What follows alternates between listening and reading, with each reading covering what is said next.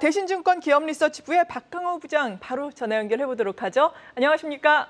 네, 안녕하십니까. 박강호입니다. 네, 영업이익이 생각보다는 잘 나왔어요. 어떻게 평가를 하십니까? 우려했던 것보다는 오늘 실적이 나온 영업이익은 컨센서스나 저희 대신증권 추정치를 상회한 거로 보고 있습니다. 그만큼 이제 반도체 부분이 분명히 전년도기 대비 약하지만은 올해 상반기에 이제 감산 이후의 구조조정 이 효과가 서서히 나타나고 있다는 거를 이제 이번 실적으로 좀 확인이 되고 있다 보고 있고요. 분명히 4분기 같은 경우에도 다시 이제 반도체 부분 적자가 줄어들면서 전체 영업이익이 늘어나는 걸로 볼 수 있다고 보고 있습니다. 그만큼 이제 반도체가 지난 2분기와 3분기 지나가면서 바닥을 통과한 거에 대한 이번 실적이 어느 정도 확인시켜줬기 때문에 향후에 반도체 중심으로 긍정적인 환경이 좀 조성이 됐을 가능성이 있다 보고 있고요. 두 번째는 이제 세트 부분입니다. 스마트폰이나 그다음에 TV 부분이 좀 지난 2분기보다는 좀 양호한 모습이 이어지고 있기 때문에 세트 부분의 안정적인 모습과 그다음에 반도체 부분이 이제 개선되는 모습을 보인다면은 올해 4분기와 내년 실적 개선을 기대해 볼 수 있다고 보고 있습니다.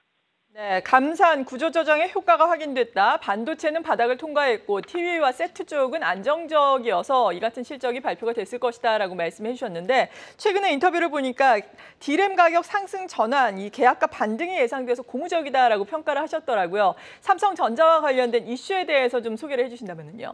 기본적으로 본다면 제일 중요한 거는 역시 이제 반도체 가격이 이제 반등이 이어질 수 있느냐 그런 게 중요한 하반기의 투자 포인트였습니다. 이제 최근에 현물 가격이 어느 정도 반등을 해줬기 때문에 결국에는 감사한 이후에 어떤 공급 조정이 좀 일어나면서 아마 4분기 후반 쪽에서는 고정 가격도 일부 상승을 할 수 있다고 보고 있고요. 그런 부분이 내년도에 이제 반도체 가격, 그러니까 물량 증가도 있지만은 상대적으로 좀 가격 반등에 더 무게를 좀 두고 있다 보고 있고요.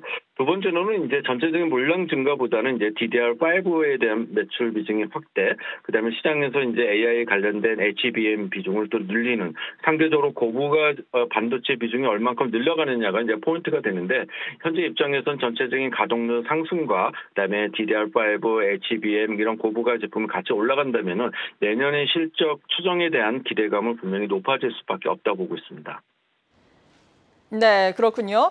그리고 또 대만 매체를 통해서 DDR5도 생산을 늘릴 것으로 전망된다 이런 소식이 오늘 아침에 전해지기도 했었거든요. 앞으로 그렇다면 삼성전자의 전망에 대해서는 어떻게 하고 계신지 궁금하거든요. 기본적으로 이제 가장 중요한 거는 이제 반도체 부분이 이제 확실하게 바닥은 통과된 것이 실적으로 어느 정도 증명이 됐다 보고 있고요. 그런 것들이 이제 4분기에 이제 현물 가격 이외에 고정 가격 반등, 그다음에 내년 초에 HBM의 생산이 좀 더 원활하게 이루어지면서 매출이 확대가 될 경우에는 내년의 이익 추정이 현재 보고 있는 만큼 나오느냐 안 나오느냐가 중요한 포인트가 될 것 같습니다. 그래서 지금은 이제 바닥이라는 논리보다는 결국엔 내년 실적에 대한 가시성이 한 번 정도 보여준다면은 분명히 좋을 것 같고요. 두 번째는 그런 과정에서 단계별로 3분기보다는 4분기, 4분기보다는 내년 1분기 이런 방향성은 분명히 반도체가 나오고 있기 때문에 이 단기적인 시각보다는 중장기적으로 이 방향성을 보고 반도체에 대한 긍정적인 시각을 유지하는 것이 중요하다 보고 있습니다.